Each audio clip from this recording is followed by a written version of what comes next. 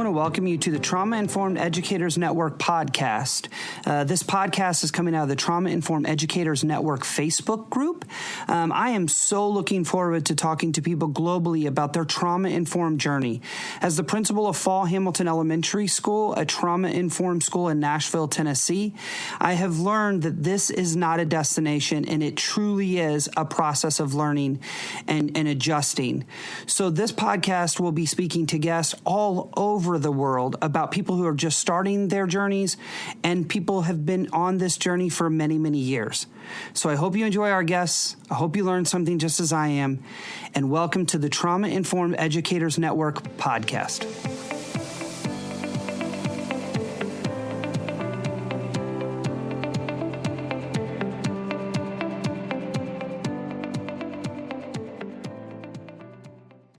All right, Dr. Perry, how are you?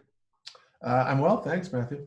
Excellent. Well, I want to thank you sincerely for spending some time with me and answering some questions and talking about your research, particularly the Neuro Sequential Model and how that's impacting kids and through education. And I know it is a profound work that's being used by many.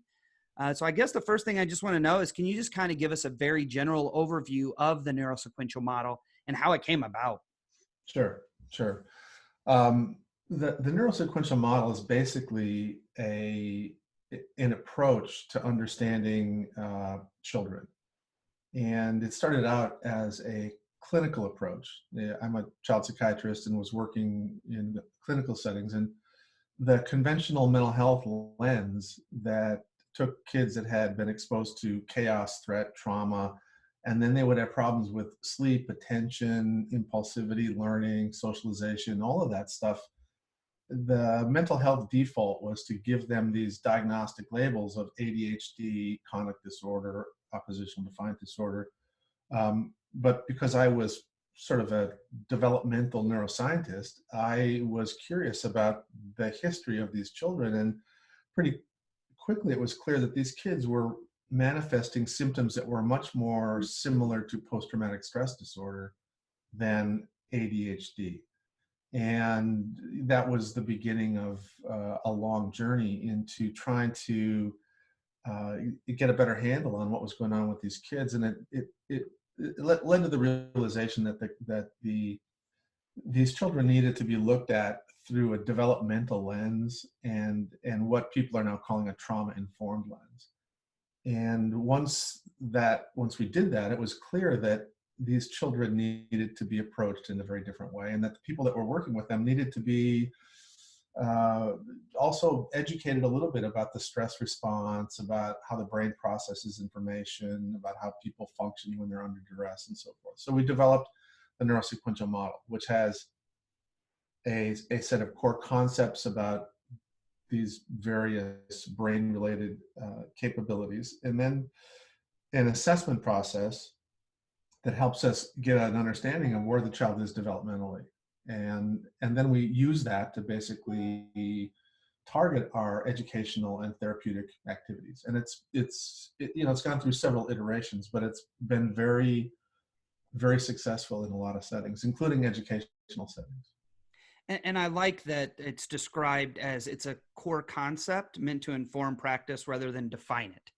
Because exactly. I think the basis of all the work that we're trying to do in schools, that is what we refer to as trauma-informed, is really about us. It's what we're doing.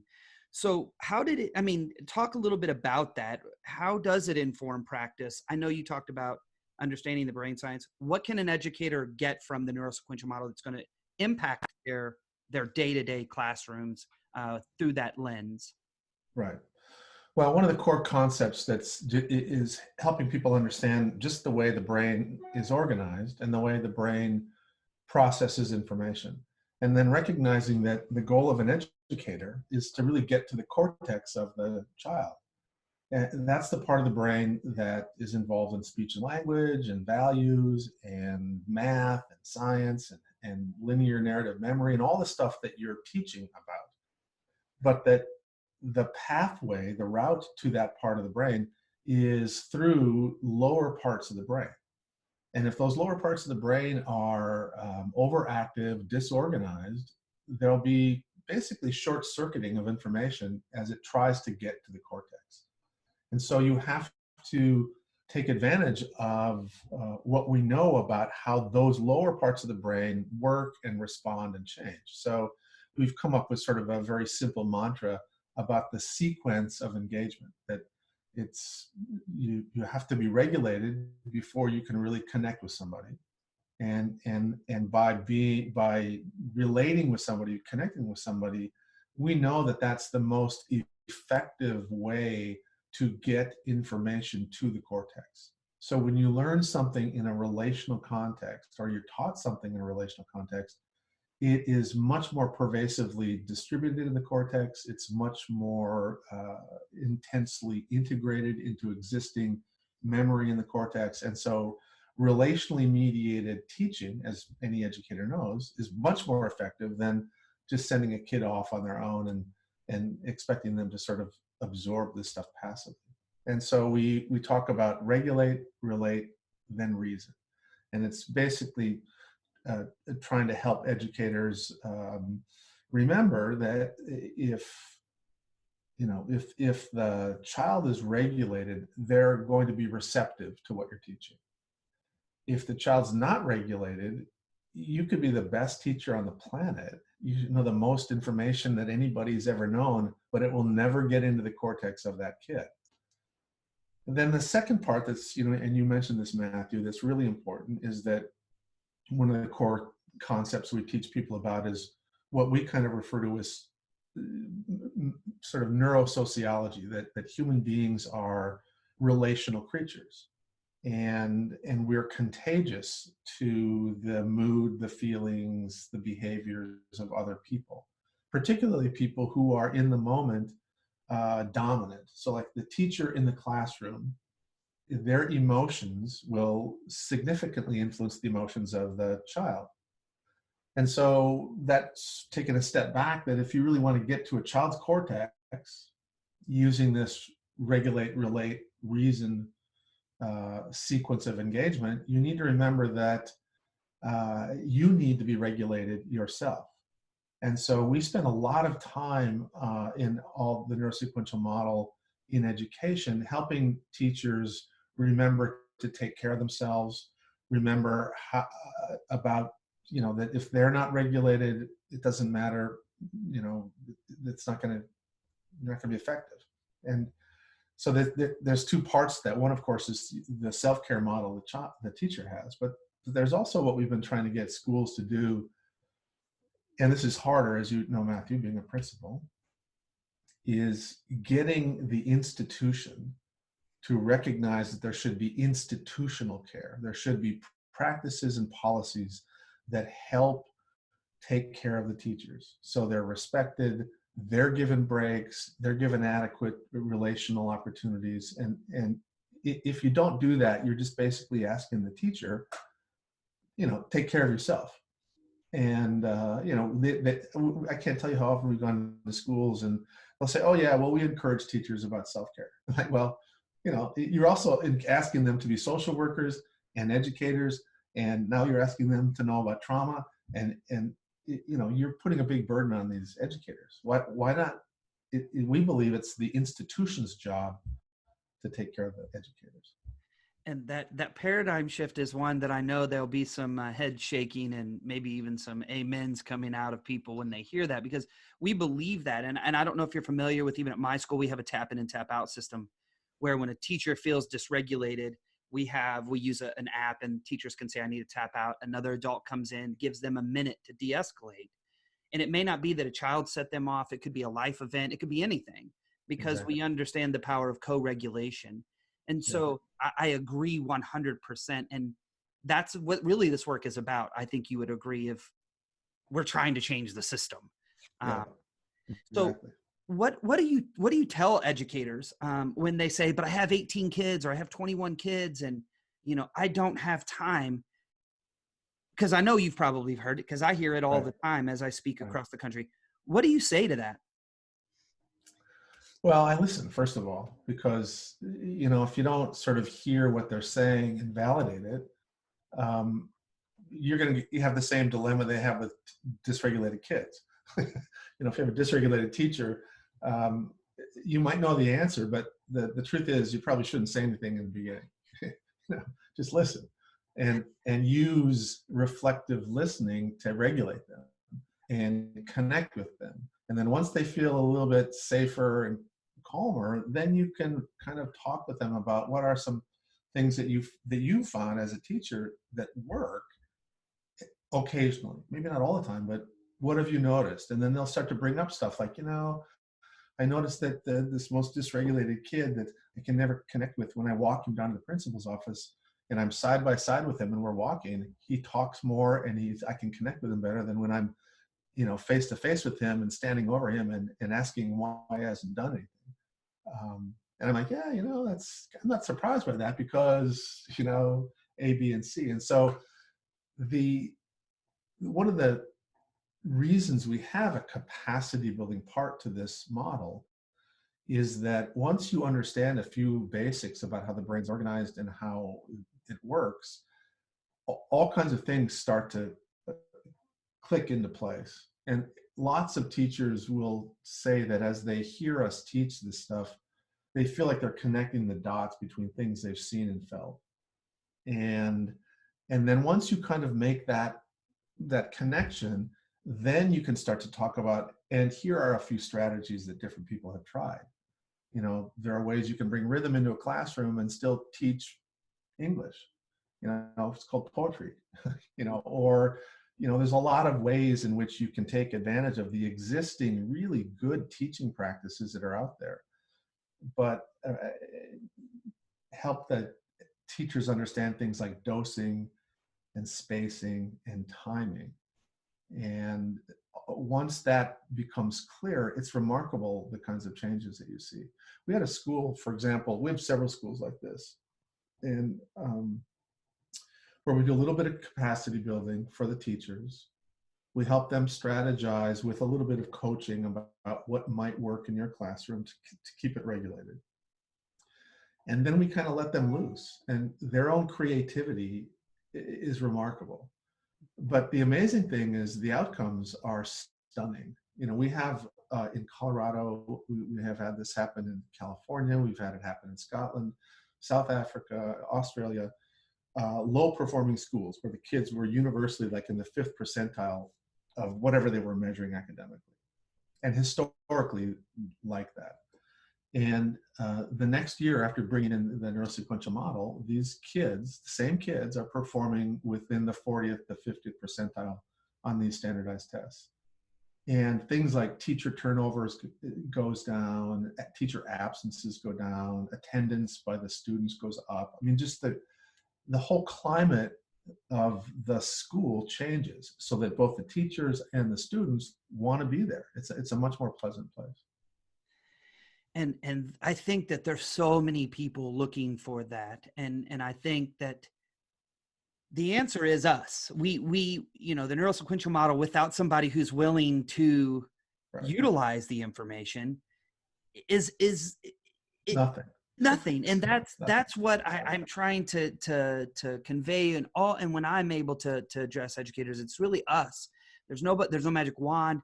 It's knowledge. It's really what the Neuro Sequential Model, going back to what it said, it's kind of a principle of how you live. What are some of the key principles of the model that teachers need to know, even if they haven't been trained, that could help them progress their work? Well, one of the most important and universal concepts is what we refer to as state-dependent learning, state-dependent functioning. And what that really means is that when you're in a state of calm, your cortex is open for business, and the child or the adult, whoever you're interacting with, can hear more accurately what you're trying to convey. The second, and then as somebody becomes more overwhelmed, anxious, fearful, the cortex starts to shut down, and lower parts of the brain that are much more reactive and categorical in the way they process information take over. And so people get more concrete, they get less capable of abstract cognition, Their sense of the future collapses. They don't think about the consequences of their behavior for a day from now. They think about the consequences of my behavior for what I want right now. And it leads to all kinds of impulsive and really immature decision-making. So that's one set of concepts. The other set of concepts are all around the power of relational milieu, understanding how human beings can co-regulate each other or co-dysregulate each other. And we talk a lot about that and a lot of things that can help the teacher in the classroom take advantage of that power, basically. And then the third thing is the fundamental regulating power of rhythm.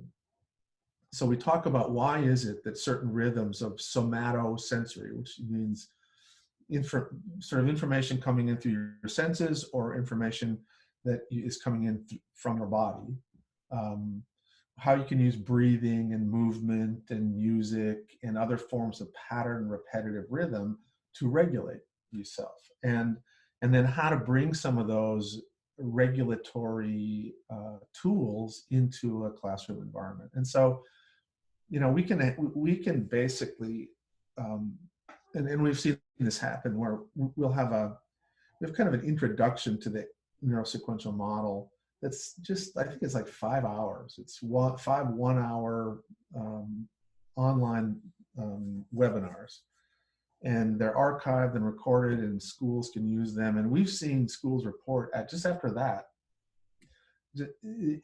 because so many of the teachers are very bright and they're very good observers.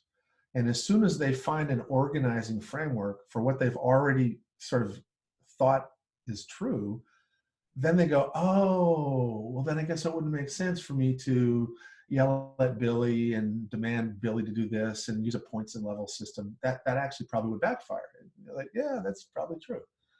And so just giving a receptive school this information leads to positive changes. Now, one of the problems is that there's a lot of schools where the environment, the climate at the school is so dysregulated, and usually that's a systemic problem. Unpredictable leadership, lack of resources, unrealistic demands from the state, and that many states have responded to the school problems by being punitive. So if you do poorly, we're actually going to give you less, which creates more of a sense of panic in the school, which leads to sort of this negative spiral. And so it's very hard working with those schools about new concepts. It's like it goes back to the same principle I mentioned earlier. If a system is so dysregulated, it is not going to be able to internalize any innovation. So you need to help the system get regulated before you introduce a lot of novelty. But fortunately, most schools that we work with have people in the school who are not burned out, have not given up, are really bright, and work really hard, and they use these concepts, and they become kind of an organizing island of calm for the school. And other teachers start saying, hey, what's going on? How did that happen? How is it that Billy's getting A's in your class and D's in my class? And he's completely unmanageable in my class, and he doesn't ever do that with you. What's going on? And little by little, these kind of pioneer educators can help make a big change within a school, but it takes time. It's interesting that you say that. One of my previous guests, I think it was on my couple podcasts ago, was talking about, she was the person who was using all of the strategies and understood the science and was going in, and she became almost jaded towards other teachers who didn't get it. Yeah. And it impacted her relationship until at one point she got some feedback, and it changed her trajectory of going, whoa, like I'm not using with the adults the strategies I'm using with the kids. Exactly. And ultimately my relationships are hurting. And I think that's what you're speaking to on a systematic level. Yeah. when we're pressuring schools and giving them less, asking for more, you're creating this. Yeah, you are shooting yourself in the foot, basically. And when I have opportunities to speak to policymakers, school boards and other folks, they get it. They're not dumb people, and it's very refreshing to see school boards shift in the way they want to manage these issues. And the payoff is very great. I mean, when you shift from being angry and punitive to your schools and your teachers to being supportive and patient, you get better outcomes.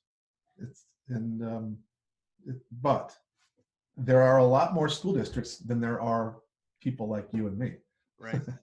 So we have a lot of work to do.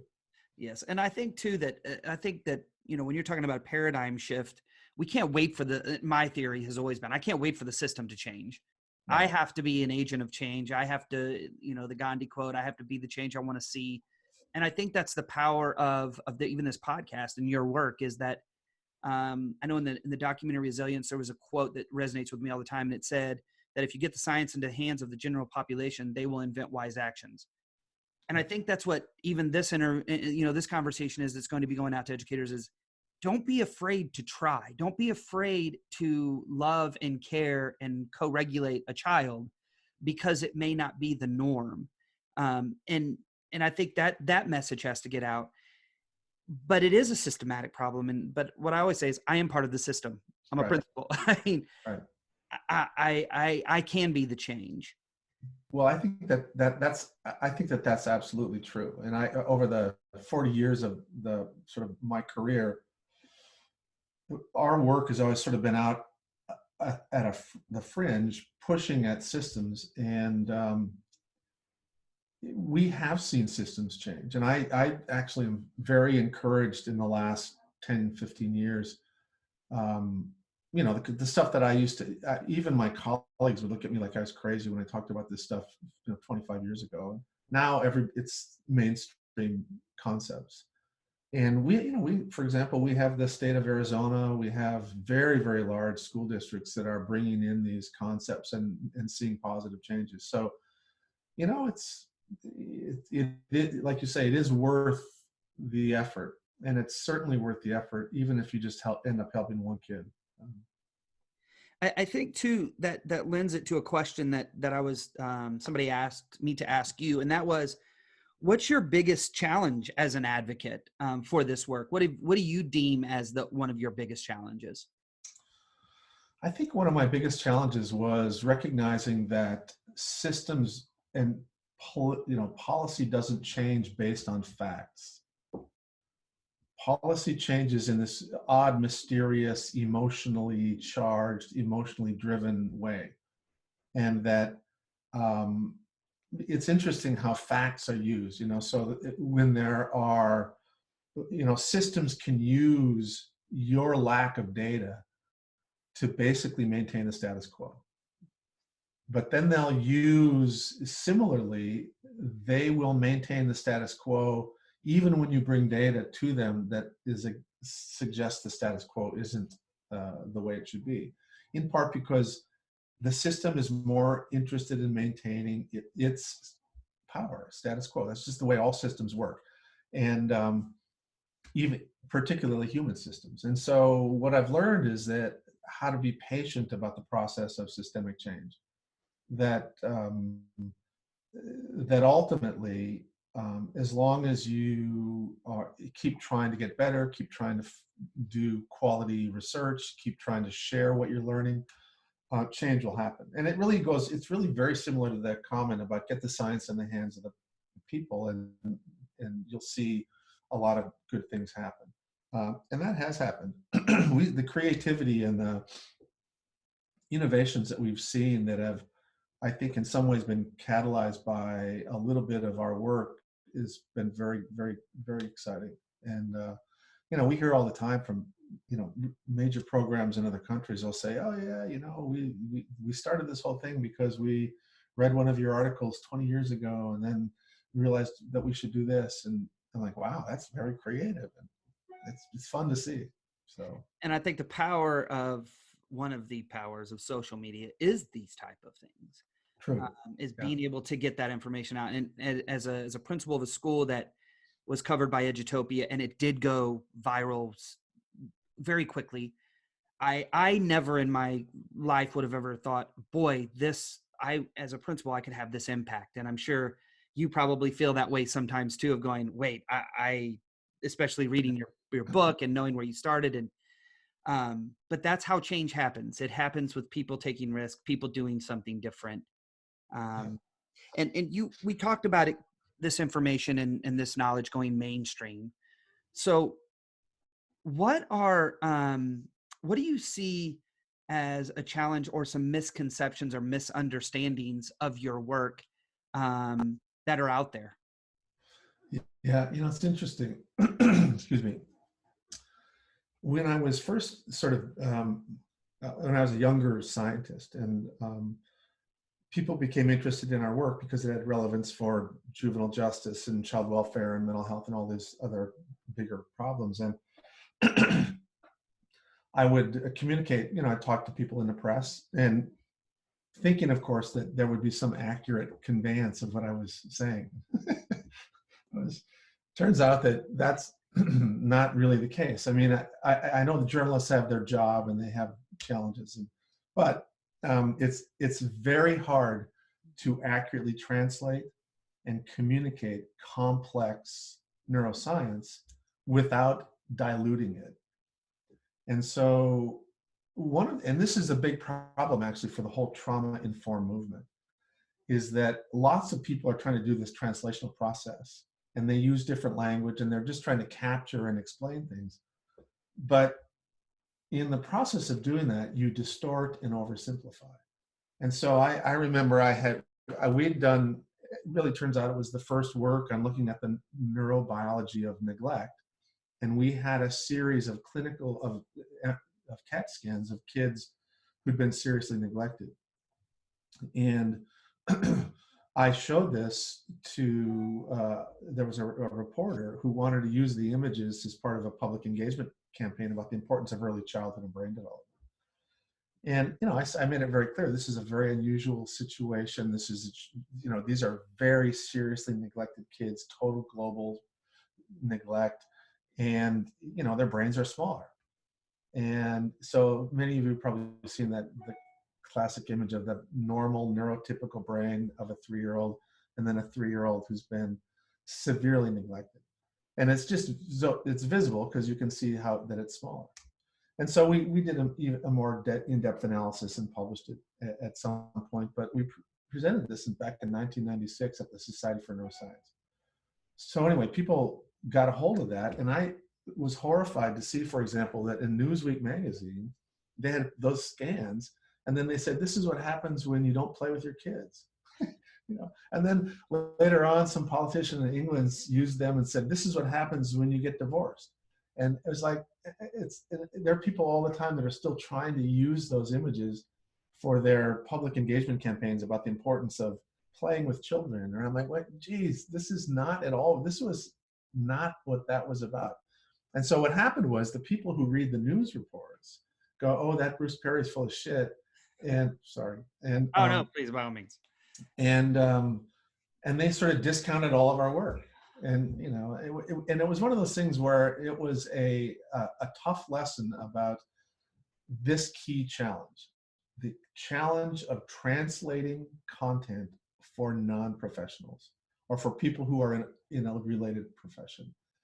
And so we've spent a lot of time developing these models and heuristics and translational elements to try to convey these really complicated multidimensional issues. And in some places we realized that it was effective, and other times we realized we have to modify and change things. But by and large, all of our model, all the neurosequential model of therapeutics, the neurosequential model in caregiving, we have a neurosequential model in sport, we have all of these things are using a set of heuristics that we think are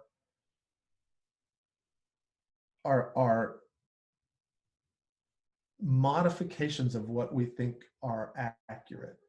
But we're always clear about the fact that clearly the brain is not an upside down triangle, but just envision these parts and but it's a challenge. And I think that one of the big pushbacks that's going to happen with the trauma-informed movement against it, and it's already happening in some places, is that the people that do much more in-depth science, including some neuroscientists, are basically going to say that that's hogwash because it's too simplistic.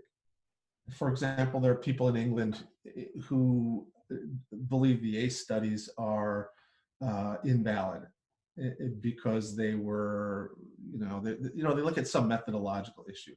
The reality is, being a scientist, I know that every research publication, every research study has flaws, and that's part of what you do when you report it. You write a paper to say, these are the limitations, this is what we should do next, these are things that we should think about, this is how we interpret this.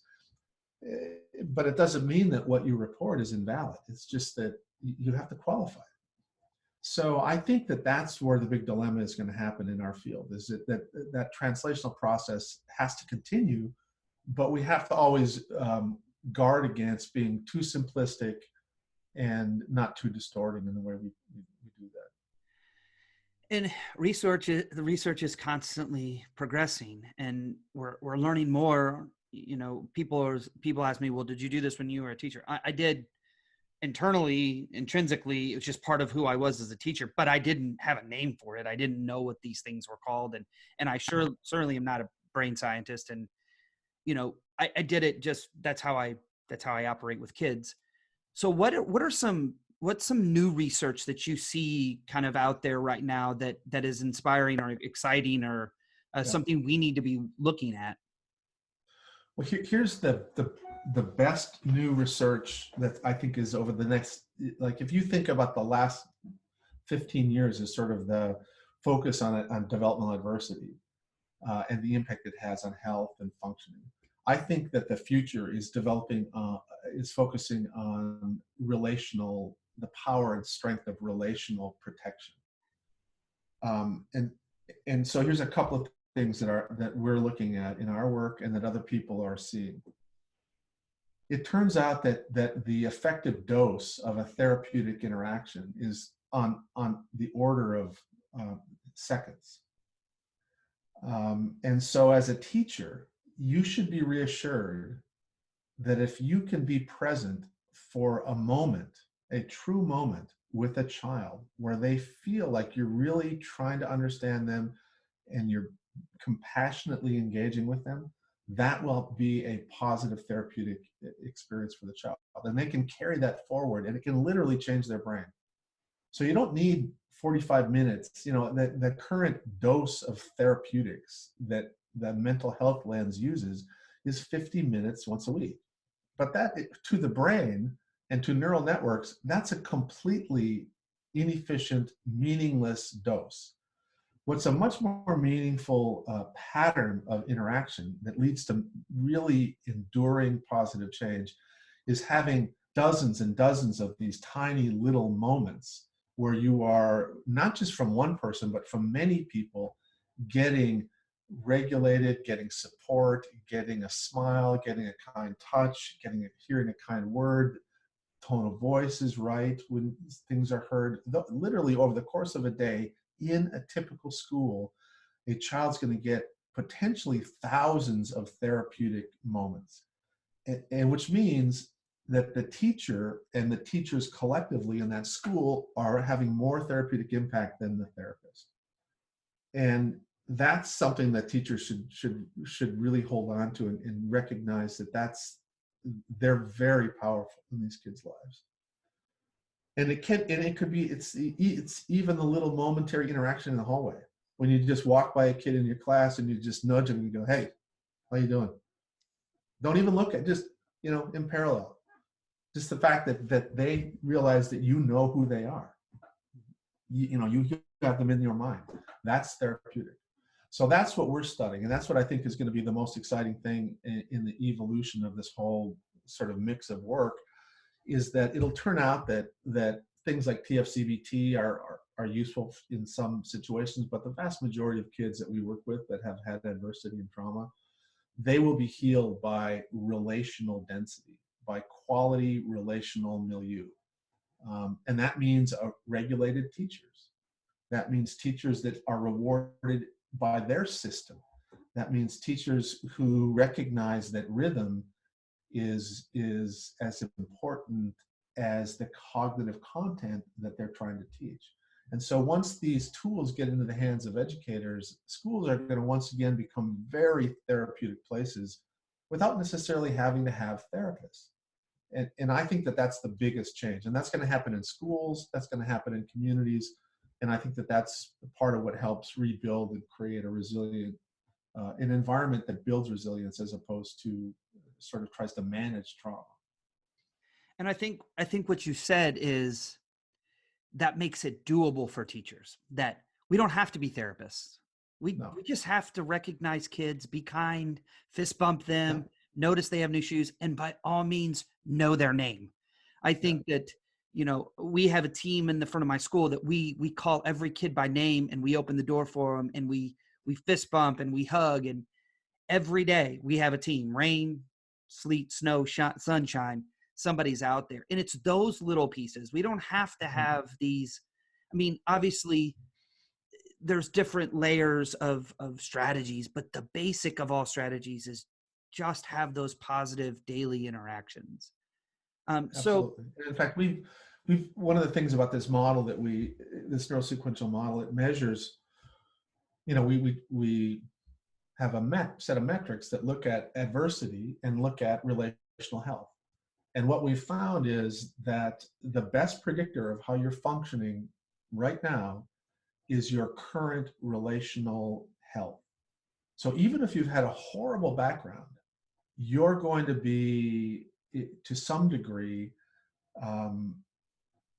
functionally more capable because you have people around you who are attentive, attuned, responsive, in ways that you just talked about, Matthew.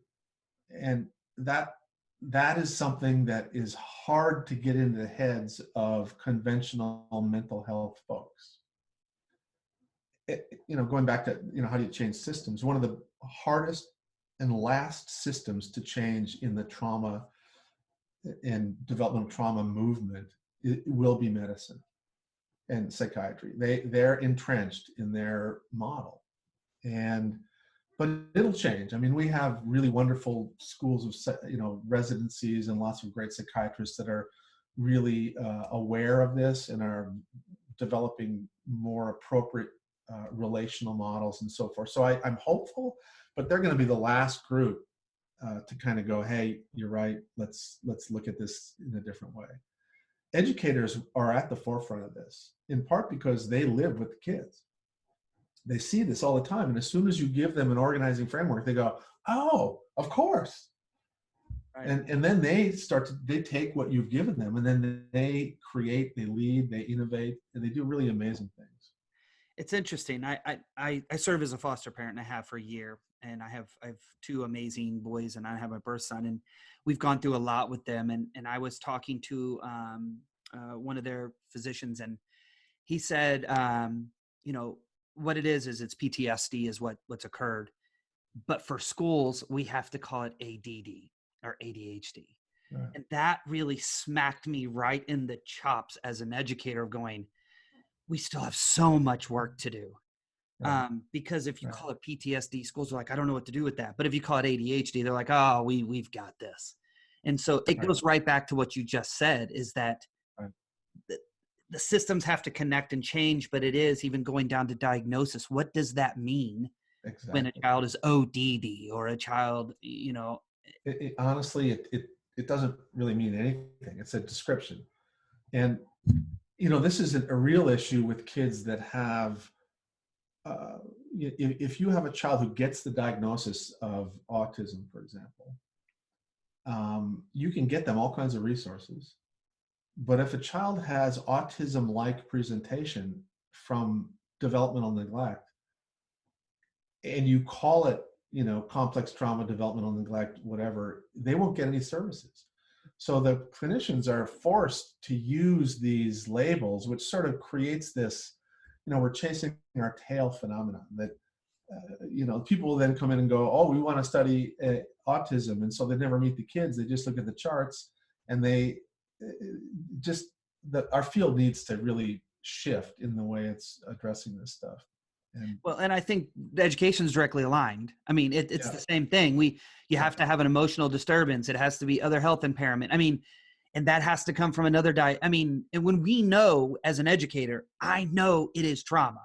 I mean, we know some of the depths of kids. We know that they're in it now. And when they're coming to school and these dysregulations, we know what it is. But in order to get services, there has to be something tied to the child. And I agree. And if I could get on a soapbox at some point in my life, it's going to be around that. We're labeling kids in order to get them services that we could be providing if we just could understand the depth of what needs that they have. So this is a really long question, and it is from someone who obviously knows your work, and have some coffee. You probably want to have something else in that coffee for this question, because I was reading it and it is somebody that I respect. So here it goes. Now, it's long, so give me just a second. It starts with, the original meaning of paradigm shift was revolutionary change, and she cited Kuhn in 1962. The paradigm shift occurring in trauma work is explained as, don't ask what's wrong with the child, but ask what's happened to the child. Descriptively put, this shifts the focus from bad seed to victim of context. I'm using the word context holistically, referring to the collective physical, bio, psycho, social, and political environment without differentiating the subcategories. You point out, in your sequential model seems to focus mostly on victim component of the shift. You point out the assessment and the response must move sequentially from the brainstem development up to the cortical development. You also suggest that the child needs to have more rhythm. You even suggest that skateboarding will help. Two-part question. Are these suggestions widening our focus to include an assessment of whether the context overtly victimizes or the context has resilience? That's the first one. So I think the question that whoever wrote that doesn't understand the model. Got it. And our metrics actually focus as much on relational stuff during development as adversity. And then, as I just pointed out, we found that relational measures are a better predictor of your health and functioning currently than a history of adversity. So we're not, I don't think that that's necessarily a fair characterization of what we do. The other thing that we have a big focus on, and it really is part of the becoming trained in this model, is we talk a lot about transgenerational elements. We talk a lot about racism. We talk a lot about other developmental experiences that create what we call a sensitizing pattern of stress activation. So you don't have to have a, quote, big T trauma to develop a sensitized stress response. In fact, you will develop a sensitized stress response and have a whole host of vulnerabilities if you are a minority child in a majority environment. And so we talk a lot about this. We've written about this. So I think that in some ways the characterization of what we do with the model is it's a little simplified. But anybody who goes through the certification process would we focus on, in fact, the entire treatment planning process. Once we get an understanding of the child and what's going on, the treatment planning process, we don't start with the child. We start with what we call the therapeutic web. And the therapeutic web is culture, school, community, all these factors. And then we look at things in that world of the child that are potentially sources of strength, connection, health, and where we need to intervene in those areas. And then we move in. The second treatment planning element is the family. Are the needs of the mother and the father and the siblings met? And what do we need to sort of help that? And then we move into the child.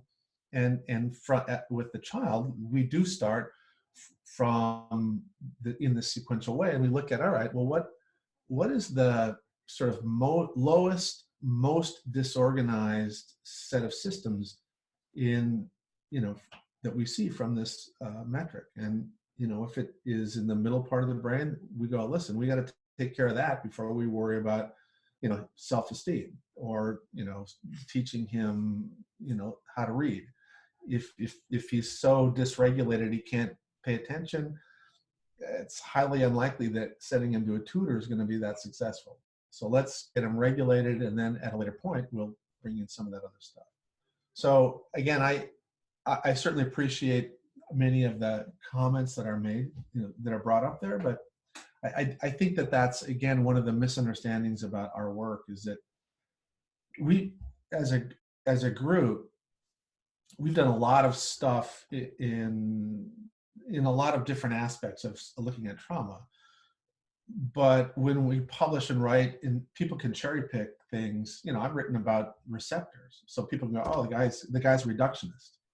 I've looked at the genetics of the enzyme that converts norepinephrine to epinephrine, and looked at that in different rat strains and stress. And so people could go, oh, he doesn't care about culture because he's focusing on genes. And that's just not true. Part of what we've been trying to do as a working group is have the capacity to use different lenses, that sometimes use a lens and look at what's going on inside a cell, and then look at what's going on in a neural network, and then what's going on in the person's life, and then what's going on in the culture, and then what's going on in their indigenous culture for 3, 4, 5, 6 generations. And we have, in our working group, we have a number of people who are in the Aboriginal community in Australia, in the First Nations communities in Canada, and they like the neurosequential model because of all the Western versions of understanding mental health. It's the most resonant with traditional viewpoints and practices, particularly the concept of disease being disconnection from nature, disconnection from others, and that healing is reconnection. And people who've heard me do clinical staffings, 95% of what I talk about is how do we increase the number and quality of relational opportunities for this child. And if we do that, if that person happens to be the janitor or the youth minister or the coach or the principal, it doesn't matter to me. And if they're a therapist that does TFCBT or somatosensory stuff, that honestly, that doesn't really matter to me. Meta-analysis of therapy, the effectiveness of therapy, finds that the one factor is not your theoretical frame of reference. The most powerful and permeating factor is the ability to create this supportive, help healing relationship. And so if you can do that and you're an analyst, I'm good with that. If you do that and you use TFCBT, I'm good with that. And I think that's real, and I think it goes back to even what you talked about earlier, is the oversimplification of this whole thing. Exactly. Is that what you just described is the multifaceted impact that have on anybody. And I think you're right. People can just pick things and go, but what about this? But what about this? When you step back and you have to see the big picture, it literally is brain science. I mean, yeah, it's brain. Well, and Matthew, that's one of the reasons that just even phase 1 certification in the NMT is like over a year long, and it's like 180 hours. I mean, it's not like a lot of other things where you can do 5 sessions or do 1 day. And the reason is we're trying to balance sort of practicality with this incredible complexity of human beings. I mean, we are so complex, and the default way we all like clear, simple, and linear explanations. And so a lot of times you'll see defaulting to that kind of thinking, and we keep trying to introduce a little bit of complexity, and we're trying to be patient and respectful to people that are linear in the way they want to address this. But when you finally pull the trigger and say, yeah, I want to learn about the NMT and get certified, we introduce complexity. And we make, and everybody who does this, they're already master's level. They're pretty smart people. They've got a lot of training, a lot of experience. And again, this is a part of our biggest challenge, is trying to balance this complexity with the practicality of, is it practical to be able to disseminate this when it's that hard to do? And in the beginning, I developed a version of this that was completely impractical. I mean, it was awesome, but I was like two people could do it. And so then we went to a simpler version, and then another simpler version. And so we're kind of at the iteration where we are now. And it's, because of the trainer component of it, it's turned out to be pretty effective. I mean, we've got practitioners all over the world, and I think 26 countries now. And it's kind of fun. Well, and I think it's interesting because I've been able to speak all over the country and even internationally. And the first thing I said, I am not an expert. I am just somebody who took a risk to try. This is what results we had. And I think that's it. You don't have to necessarily be an expert, but you do have to know. I think you do have to go out there and you have to dig a little bit. You've got to have that dialogue, internally and going, okay, how does this work for me? But I think having a framework like the Neuro Sequential Model gives that basis, but you've got to be willing, what you said, you've got to be willing to have a paradigm shift. You've got to be willing to challenge your own, your ideas, because as we've talked about, the research is still coming. It's still developing. And I think that's the power of what I see right now in education, is people are actually taking that step of going, okay, I want to know more. Okay, now I want to know even, okay, now I'm going to try this. And I think it's empowering to all of us. So I have one more question that I want to know, because it's something I hear all the time. And it's that, well, there may be actually two. One is the power or the impact of punishment and consequence. Because in school, Dr. Perry, it's all about punishment. And I'm telling you, I just read somebody's blog. It was stated, I'm an administrator, I'm not a punisher, right? And this is something we have conversations at my school all the time about this. Yeah. What is your point of view on that? Like, what can we do? Here's what I think is really important. And I would encourage anybody who's really interested in this to go out and learn more about collaborative problem solving, for example. And my friend and colleague, Stuart Ablon, has just written a couple of books. One of them is for schools, and you can see it if you just go into Amazon or wherever and Google it. But the other one's sort of more for everybody, and it's called Changeable. And he and I co-teach and have co-written a couple of times. And we're both sort of academics.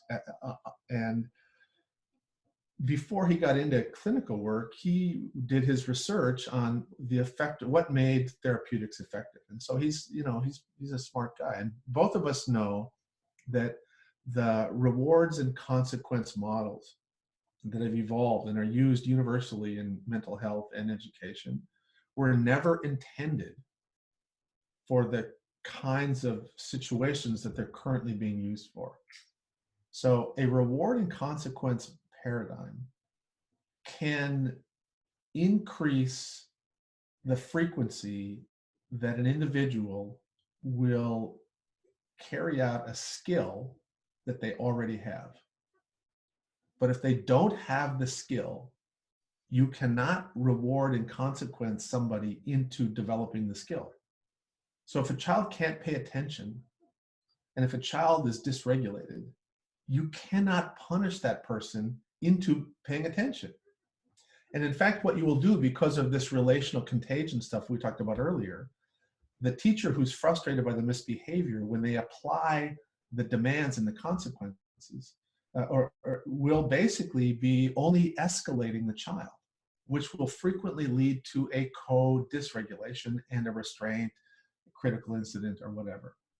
And so when you look at research, including our research on restraints, critical incidents, as soon as you get rid of those contingency-based programs, they drop even with nothing else, they drop. In other words, bad behavior, disruptive behavior, scary behavior gets better when you stop trying to punish people for it. So now the other thing is one of the key, I didn't really bring this up, but one of the key things that we do in both NME and NMT is we teach people about the neurobiology of the reward systems in the brain. And so, and if you understand the neurobiology of reward and you understand state-dependent functioning, and I'll try to say this simply, a contingency program is based upon a cognition that is shared between the teacher and the student, right? The cognition is, you will get a reward if you do B, or you will have a consequence if you don't do B, or, you know, whatever. But the reality is all of that stuff is up in the cortex. And the moment a child gets dysregulated, they do what? They shut down their cortex. So all of that stuff that you think that you've agreed to with the student, and they've signed they signed a contract to do this, whatever, it's completely inaccessible to them in the moment they need it. So it's not effective. And again, this is part of what we try to teach educators about this. We think probably the easiest way, one of the most powerful and effective ways to shift from a contingency-based punishment version to a more relational and rhythmic way of interacting with kids around problems is to use collaborative problem solving. It's a very effective thing. I'm pretty sure some of the people listening know what collaborative problem solving is. Now, there are other approaches that are relational that are equally effective. But it's something that we run into all the time, Matthew, in schools, in juvenile justice settings. And the fear is, of course, that you're not holding the child accountable for their behavior because you don't give them a consequence. But and Stuart always says this, he says, can you imagine a consequence that's worse than being shamed and being, struggling to master a concept and working really hard? These kids don't have, misbehavior doesn't come because kids want to mess with you. It comes because they're struggling with something. And unfortunately, now that the reward and consequence model basically adds, salt to their wound, and we unintentionally make them worse when we use, particularly trauma, kids that have had trauma. We actually make them worse when we use contingency programs. So, and I'm glad that you explained it, because this is something that's coming up a lot. And there are some institutional roots that are really deep based in the thinking. And I would be lying if I told you we still do some of those things at my school, because shifting that paradigm is difficult and it takes time. And and I just to refer back to the earlier question, the interesting thing about this expulsion, seclusion, rewards and consequence thing is, this is actually, in my mind, a vestigial tale of slavery. And if you look at the same behaviors by a Caucasian kid are not going to get the same level of punishment or consequence as a child who is African American. Absolutely. And this is across the board in the US, from pre-K kids all the way up to high school. If you are a child of color, you're more likely to get these consequences. And it really is such an interesting, as you say, the deep, deep, deep institutional roots of how you manage misbehavior.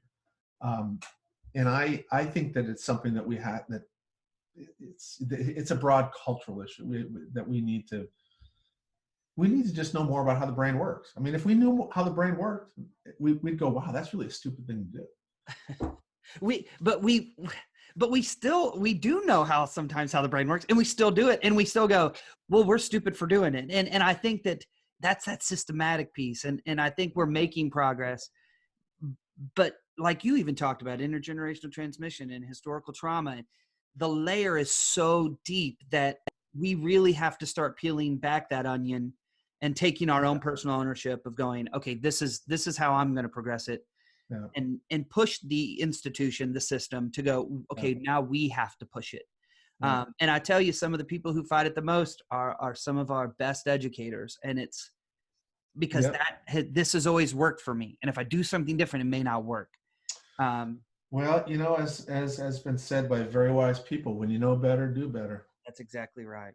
And I think that part of the challenge is that we haven't been effective communicating the underlying concepts so that people really do know better. You know, as you say, Matthew, people do know a little bit about the brain, but the reality is if you really did understand the brain, you would never do that. Yeah. And so rather than having kind of a superficial, and I'm not trying to be critical of anybody's understanding of the brain. Yeah, no but it's very complex. But once you understand the reward systems, state-dependent functioning, you immediately will go, wow, then contingency programs, the way they're constructed, will only work with regulated kids.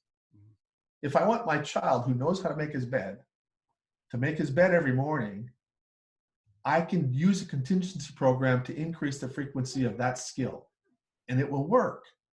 But if you have a dysregulated kid whose state shifts all the time and has all kinds of evocative cues, you cannot use a contingency program to make the kid pay attention. It is so ironic. I'm literally sitting in one of my boys' bedrooms with his bed made, and it is the biggest irony, because when he first came a year ago, he and his brother, bed making wasn't even on the radar. I mean, literally, no, just keep safe. Let's make sure nobody puts hands on each other. Let's make sure they're eating, regulation. And now we have a system and structure of we don't even reward. It's just part of our routine, right? Exactly. But that is such an irony of an analogy, because it's right in front of me, literally. So Dr. Perry, I really, really, really thank you for your time. Any closing thoughts that you just want to throw out there to the educators that are going to listen? Well, I just want the educators to recognize and remember how important they are.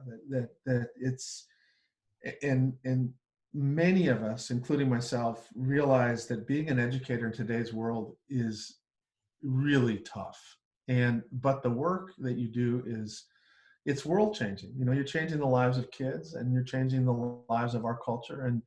And the truth is, I think that the biggest hope for our culture is in our teachers' capacity to sort of keep their fingers in the dike, so to speak, because until the rest of our society steps up and helps you with this, you've got a lot of really hard work that you're doing, I think, remarkably well, considering the structural constraints. And so you should pat yourself on the back and support each other, and remember that every little interaction that you have, every little moment, is an opportunity to provide reward and regulation and a therapeutic experience.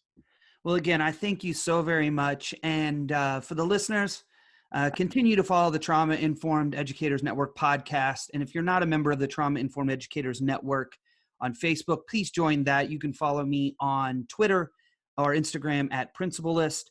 And you can also follow Dr. Perry on Twitter at it's BD Perry.